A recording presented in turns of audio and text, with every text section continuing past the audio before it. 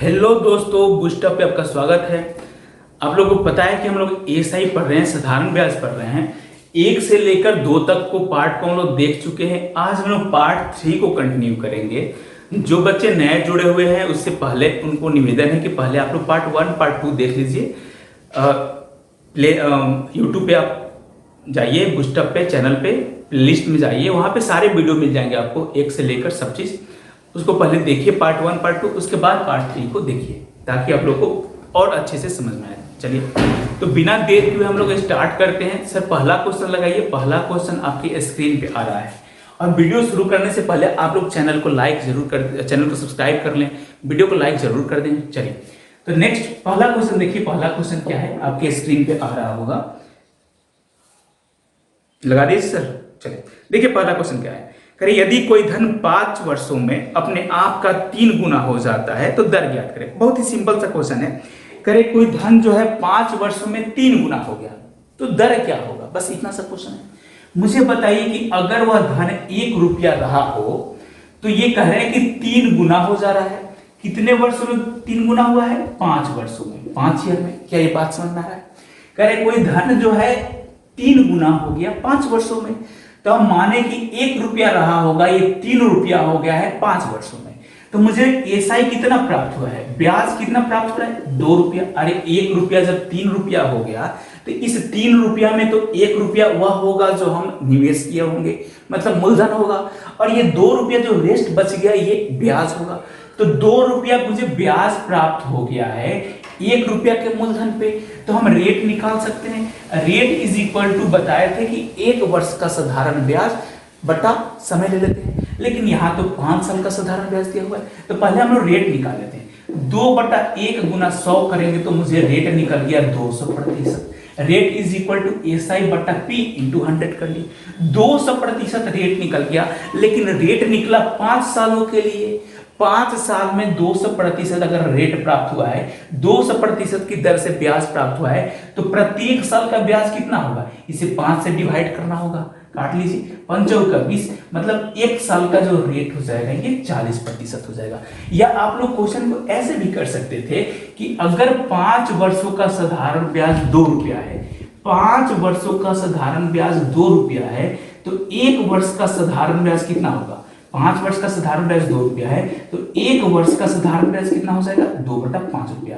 और आप लोगों को बताए थे कि रेट निकालते समय क्या करेंगे कि हमको रेट निकालते समय 1 वर्ष का साधारण ब्याज चाहिए और मूलधन चाहिए।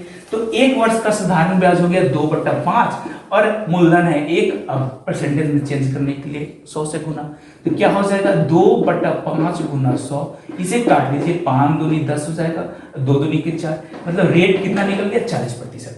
तो आप लोग ऐसे भी कर सकते हैं कि 1 वर्ष का साधारण ब्याज ज्ञात करके और मुझे रेट निकाल ले, या डायरेक्ट कर सकते हैं कि अगर 2 रुपये एसआई 1 रुपया मूलधन पे प्राप्त हुआ है तो दर हो गया 200 रुपया, 200%। अब 200% ब्याज प्राप्त हो रहा है 5 वर्षों में। टाइम को नहीं भूलना है कि 5 वर्षों में मुझे 200 रुपया ब्याज प्राप्त होता है, 200% ब्याज प्राप्त हुआ है।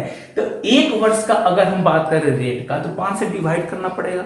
5 से डिवाइड कर लिए तो 40%। तो या तो आप पहले डिवाइड कर लीजिए, नहीं तो बाद में डिवाइड कीजिए, रेट तो वही आना है। क्लियर? चलिए नेक्स्ट क्वेश्चन सर लगाइए। अगला क्वेश्चन आपकी स्क्रीन पे आ रहा है, क्वेश्चन नंबर 7, सेकंड नंबर। देखिए थोड़ा सा आवाज खराब है, आप लोग मैनेज कीजिएगा। देखिए क्वेश्चन नंबर 2 क्या कह रहा है, समझने वाली बात है। हाँ जी, क्वेश्चन 2 लगा दीजिए सर। चलिए देखिए क्वेश्चन करें कि यदि कोई धन 6 वर्षों में अपने आप का 2 गुना हो गया तो दर ज्ञात कीजिए। अब बहुत सिंपल सा क्वेश्चन है। करें कि 6 वर्षों में दुगना हो गया, तो 1 रुपया था, ये 2 गुना हो गया। कितने वर्षों में हो रहा है? 6 वर्षों में।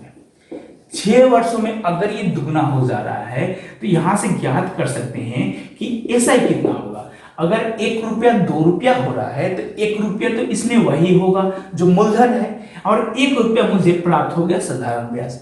तो मुझे आप बता दीजिए कि 1 रुपया मुझे साधारण ब्याज प्राप्त हुआ है, मूलधन भी 1 रुपया है।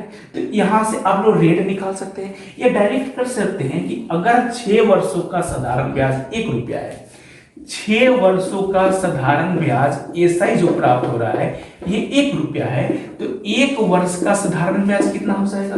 1/6 रुपया। अगर एक वर्ष में मुझे 1/6 रुपया प्राप्त हुआ है तो अब बताइए कि यहां से रेट क्या होगा। तो रेट इज इक्वल टू होता है एक वर्ष का साधारण ब्याज बट्टा मूलधन। मूलधन कितना है 1 रुपया और गुना में 100, मतलब 1/6 और गुना में 100 कर लीजिए, काट लीजिए, कितना आ जाएगा 16.2/3%। अरे 1/6 को क्या बोलते हैं 16 से ही 2/3%, नहीं तो काट लीजिए, 2 से काटिएगा 3, ये 50 हो जाएगा, डिवाइड कर लीजिए। क्लियर बात यहां तक। चलिए नेक्स्ट क्वेश्चन लगाइए सर। अगला क्वेश्चन देखिए आपकी स्क्रीन पे आ रहा है, क्वेश्चन नंबर 3।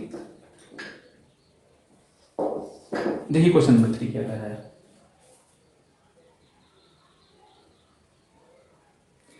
कह रहा है कि अब देखिए यहां से थोड़ा सा टॉपिक चेंज किए, फिर करिए यदि कोई धन 3 वर्ष में अपने आप का 8 गुना हो जाता है तो 64 कितने समय में वह अपने आप का 64 गुना हो जाएगा। ठीक, देखिए करे कोई धन है 3 वर्षों में 8 गुना हो गया।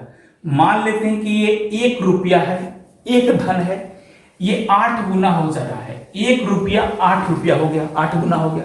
कितने वर्षों में 3 वर्षों में, ये चीज दिया हुआ है। तो मुझे यहां बताइए कि यहां पे मुझे एसआई कितना प्राप्त हुआ। अगर 1 रुपया 8 रुपया हो गया तो 8 रुपया में 1 रुपया तो वही होगा जो हम निवेश किए हैं, और जो बचा हुआ भाग है मुझे साधारण ब्याज प्राप्त हुआ। तो 1 रुपया अगर 8 रुपया हो रहा है तो मुझे 7 रुपया का साधारण ब्याज मिल रहा है। 8 में से 1 घटा लीजिए, 7 रुपया हो गया। ये 3 वर्षों में 7 रुपया प्राप्त हुआ है। अब कह रहा है कि कितने वर्षों में मुझे 64 गुना हो जाएगा। 1 रुपया अगर 64 गुना होकर 64 रुपया हो रहा है तो यहां से मुझे एसआई कितना प्राप्त हुआ मुझे बता दीजिए। कि 1 रुपया मूलधन है और 64 रुपया प्राप्त हो गया मुझे निजधन, तो यहां पे एसआई प्राप्त हो गया 64 में से 1 घटा लीजिए 63 रुपया। क्लियर बात यहां तक। पहले 7 रुपया साधारण ब्याज प्राप्त होता था, अब 63 रुपया प्राप्त हुआ है। कितना गुना ज्यादा प्राप्त हुआ है 9 गुना ज्यादा प्राप्त हुआ है। तो पहले अगर 3 वर्ष था तो 64 गुना होने में ये भी 9 गुना ज्यादा समय लगकर कितना वर्ष लगा होगा 27 वर्ष समय लगा होगा। क्या यहां तक बात क्लियर है, सबको समझ में आया। देखिए एक बार और समझाते हैं कि 1 रुपया 8 रुपया हो गया। 1 रुपया से ये 8 गुना होकर 8 रुपया हो रहा है 3 वर्षों में, तो साधारण ब्याज 7 रुपया प्राप्त हुआ। अब करें 64 गुना होने में, 1 रुपया को 64 गुना होने में कितना समय लगेगा। तो अगर 1 रुपया 64 गुना होकर 64 रुपया हो रहा है तो साधारण ब्याज 63 रुपया होगा। पहले 7 रुपया साधारण ब्याज प्राप्त होता था, अब 9 रुपया, अब 63 रुपया प्राप्त हुआ है। तो कितना गुना ज्यादा प्राप्त हुआ है 9 गुना ज्यादा। तो अब जो समय लग रहा होगा पहले से 9 गुना ज्यादा लगकर 27 गुना लग रहा, 27 वर्ष लग रहा होगा। क्लियर बात यहां तक। चलिए नेक्स्ट क्वेश्चन लगाइए। अगला क्वेश्चन आपकी स्क्रीन पे आ रहा है, क्वेश्चन नंबर 4। देखिए क्वेश्चन नंबर 4 क्या कह रहा है। करे यदि कोई धन 6 वर्ष में अपने आप का 2 गुना हो गया तो वह कितने समय में अपने आप का 10 गुना हो जाएगा। क्लियर, ऐसा ही क्वेश्चन है। करे कोई धन जो है 6 वर्षों में 2 गुना हो गया, 6 वर्ष टाइम दिया था, हाँ जी 6 वर्ष था। तो कह रहे 10 गुना होने में कितना समय लगेगा। अगर 1 रुपया मुझे 2 गुना होकर 2 रुपया प्राप्त हो रहा है तो साधारण ब्याज कितना हो जाएगा। साधारण ब्याज हो गया 1 रुपया, क्योंकि निजधन 2 रुपया है, मूलधन 1 रुपया है, तो साधारण ब्याज 1 रुपया होगा। अब कह रहे इसको 10 गुना होने में कितना समय लगेगा। तो मुझे बताइए कि 1 रुपया अगर 10 रुपया हो गया तो साधारण ब्याज कितना मिला 9 रुपया मिला। तो पहले 1 रुपया प्राप्त होता था, अब 9 रुपया प्राप्त हुआ है। कितने गुना ज्यादा है 9 गुना ज्यादा। तो पहले अगर समय 6 वर्ष लगता था तो अब जो समय लगेगा वो भी 9 गुना ज्यादा लगेगा, और 9 गुना होकर कितना हो जाएगा, ये हो जाएगा 54 वर्ष। क्या यहां तक बात क्लियर है सबको, सबको समझ में आया। चलिए नेक्स्ट क्वेश्चन लगाइए। अगला क्वेश्चन देखिए आया है, आप पढ़िए और समझिए क्या कह रहा है। क्वेश्चन नंबर 5 देखिए क्या कह रहा है, समझते हैं। अब देखिए यहां से फिर हम थोड़ा सा चेंज किए टॉपिक को, समझिए थोड़ा सा। करे कोई धन 2 वर्ष में 2100 रुपया हो गया, 5 वर्ष में 2250 रुपया हो जाता है। तो कह रहे कि धन और दर ज्ञात करें। क्लियर, करे कोई धन जो है 2 वर्षों में 2 वर्ष में 2100 रुपया हो गया है, और 5 वर्षों में 2250 रुपया हो गया। यही कह रहा है 5 वर्ष में कितना हो गया।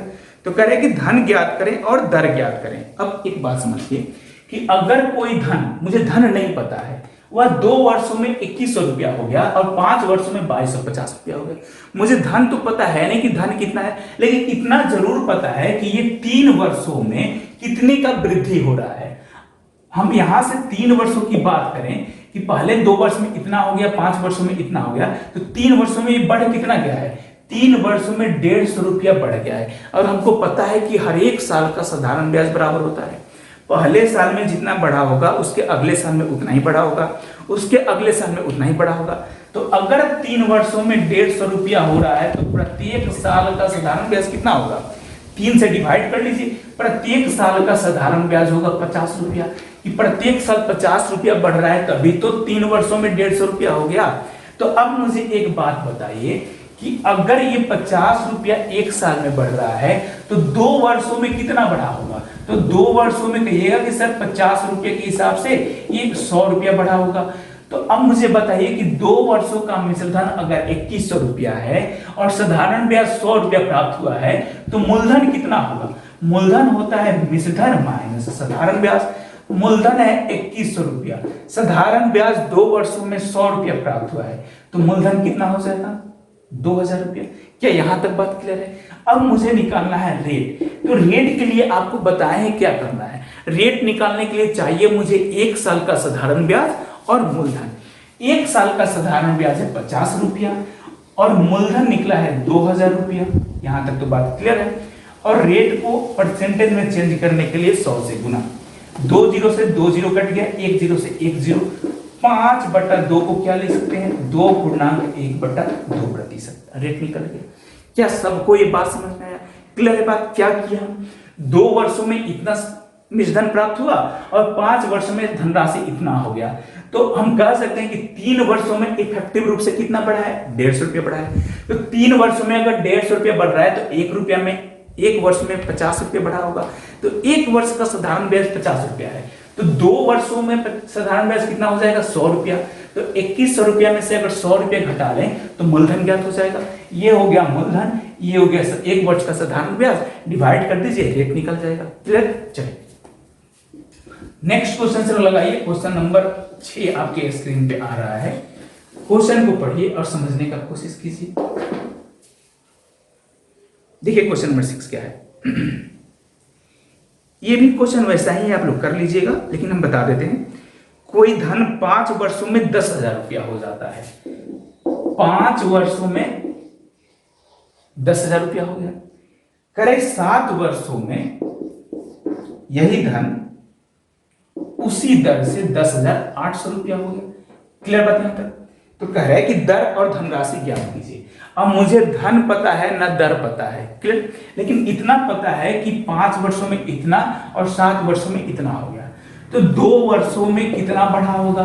तो चेक कर लेते हैं। 2 वर्षों में 800 रुपया बढ़ गया है। और मुझे पता है कि हर एक साल अगर साधारण ब्याज समान रूप से बढ़ता है और 2 वर्षों में 800 रुपया हो गया है, तो 1 वर्ष में कितना हुआ होगा? काट लीजिए। 1 वर्ष में 400 रुपया बढ़ा होगा। बात क्लियर है यहां तक? अब 1 वर्ष का अगर साधारण ब्याज 400 रुपया है और 5 वर्षों में अगर कोई धनराशि इतना हो जा रहा है, तो 5 वर्षों का साधारण ब्याज कितना होगा? यहां पे लिखते हैं 5 वर्ष का एसआई कितना हो जाएगा? तो 5 गुना 1 वर्ष का एसआई कितना हो जाएगा? 2000 रुपया। अगर 5 वर्षों में इतना हो गया है, उसमें से 2000 रुपया अगर साधारण ब्याज है, तो मूलधन कितना हो जाएगा? 10,000 में से 2000 घटा लीजिए, 8,000 रुपया जो होगा ये मूलधन हो जाएगा। और रेट निकाल लीजिए। रेट इज इक्वल टू क्या होता है? बार बार बताते हैं कि देखिए 2-3 पॉइंट तो याद रखना है। अगर 2-3 पॉइंट याद रखते हैं तो साधारण ब्याज का काम ही खत्म हो जाएगा। क्या क्या चीज याद रखना है? तो याद रखना है कि साधारण ब्याज हर एक साल बराबर होता है। दूसरा बात क्या याद रखना है? दूसरा बात ये रखना है कि रेट जो होता है वो होता है 100 रुपया पर 1 साल में मिलने वाला ब्याज। अगर 100 रुपया पे मुझे 5 रुपया 1 साल में ब्याज नहीं मिल रहा है तो रेट हो गया 5%। अगर 100 रुपया में 8 रुपया मुझे 1 साल में ब्याज मिल रहा है तो रेट हो गया 8%। और दूसरा बात ये याद रखना है कि अगर रेट निकालना है तो मुझे चाहिए 1 साल का साधारण ब्याज और मूलधन। 1 साल का साधारण ब्याज है 400 रुपया और मूलधन दिया है 8,000 रुपया। परसेंटेज में चेंज करने के लिए 100 से गुना। 2 जीरो से 2 जीरो खत्म, 1 जीरो से 1 जीरो, 8 5 40, रेट निकल गया 5%। क्या किसी को कोई दिक्कत नहीं? बच्चा क्या करता है, ऐसे क्वेश्चन बनाते समय थोड़ा सा गड़बड़ कर देता है। तो आप लोग ध्यान बस ये रखना है कि क्या गड़बड़ करता है, यहाँ पे रेट जो यहाँ पे जो साधारण ब्याज लेगा ना, ये टोटल ले लेता है 800 रुपया, अब बाद में डिवाइड नहीं करेगा। तो 800 रुपया तो ये आपका दो वर्ष के लिए था ना, तो बाद में डिवाइड भी करना पड़ेगा। वैसे कीजिएगा तो, नहीं तो डायरेक्ट आप निकाल लीजिए कि 1 साल का साधारण ब्याज ले लीजिए और मूलधन अगुना 100। चलिए नेक्स्ट क्वेश्चन आपके स्क्रीन पे आ रहा है, क्वेश्चन नंबर 7। देखिए और समझिए क्वेश्चन नंबर 7 क्या है। देखिए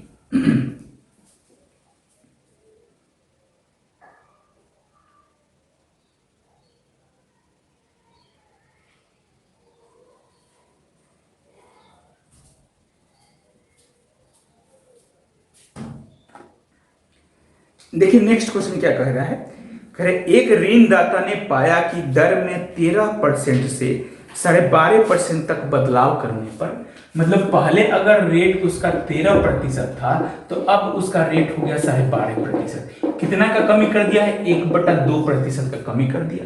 कह रहे इतना बदलाव करने पे उसका आय 104 रुपया घट गया, तो कह रहे मूलधन क्या है? अब बहुत सिंपल सा क्वेश्चन है, मूलधन अगर P रुपया रहता तो उसमें 1/2 का कमी आ गया, 1/2% है, नीचे 100 से गुना कर लेते हैं। अब कह रहे इतना का कमी आ गया तो उसका आय में 104 रुपये का कमी आ गया। तो पूछ रहे मूलधन क्या है, निकाल लीजिए। मूलधन इज इक्वल टू कितना हो जाएगा, इधर जाएगा तो 2 से गुना कीजिए, 4 दूनी 8, 0 2 और डबल 0 चिपकाइए, 20,800 रुपया उसका आय हो जाएगा। क्लियर? चलिए ये तो बहुत सिंपल सा क्वेश्चन था। नेक्स्ट क्वेश्चन लगाइए सर। अगला क्वेश्चन आपके स्क्रीन पे आ रहा है, ये क्वेश्चन बहुत ही बेहतरीन है, क्वेश्चन को पढ़िए। क्वेश्चन नंबर 8 देखिए, एक स्टैंडर्ड क्वेश्चन है।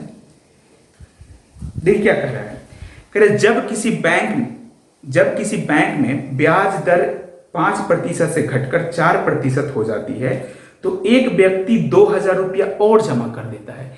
अब एक व्यक्ति क्या है कि बैंक में कुछ पैसा लगाया हुआ है, 5% की रेट से लगाया है, लेकिन देखता है कि जब ब्याज की दर जो है 4% हो गया, ब्याज की दर पहले 5% था, अब घट के 4% हो गया, तो 2,000 रुपया और डाल दिया।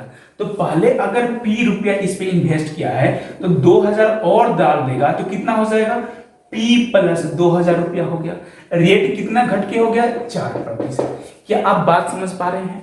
कह रहे कि कोई व्यक्ति पहले जितना पैसा लगाया था 5% पे, अब ब्याज की दर घट के 4% हो गया तो 2,000 रुपया और इन्वेस्ट कर दिया।